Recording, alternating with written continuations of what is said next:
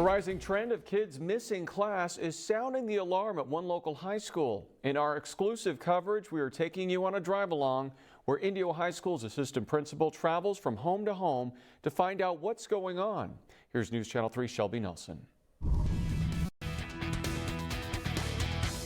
The pandemic has created all sorts of problems for students, but then there are some that are not showing up to class altogether, many of whom are still unaccounted for.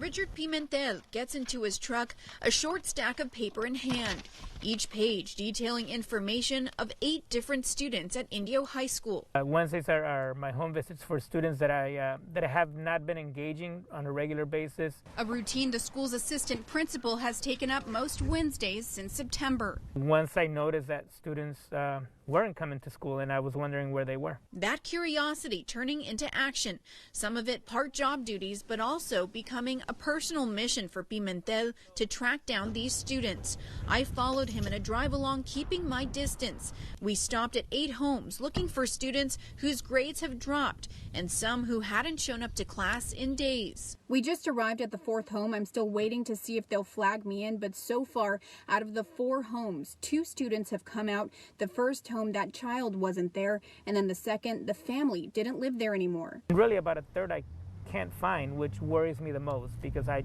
just don't know where they are. I don't know how they are. The outcomes vary. In the worst cases, some students losing loved ones due to illness, throwing their home lives into turmoil. How do you re-engage somebody whose mind is just completely elsewhere because they've lost someone, because they've lost so much during this pandemic? And then there are students who have lost all motivation. Out of all our stops, 3 students came out, neither wanting to go on camera.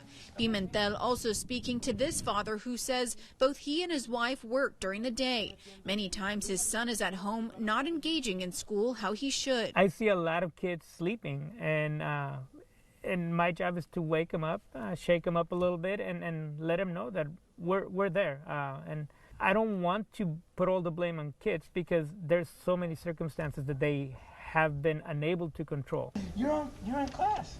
When Pimentel locates a student, he has them bring out their computer, wanting to get to the root of the problem. I can do something about connectivity. I can do something about resources. And so I need to make sure that all of that is out of the equation and they're able to log in. And after that, it becomes part of their duties. A tough year that Pimentel says has widened the gap for students who already had limited resources. As in-person learning slowly starts to get integrated back into schools, he's hoping students can bounce back. There's going to be remnants of this for years to come. We're hoping to mitigate the negative ones and to build on the positive ones. In Indio, Shelby Nelson, News Channel 3. Pimentel says he's made about 300 to 400 visits since he started in September.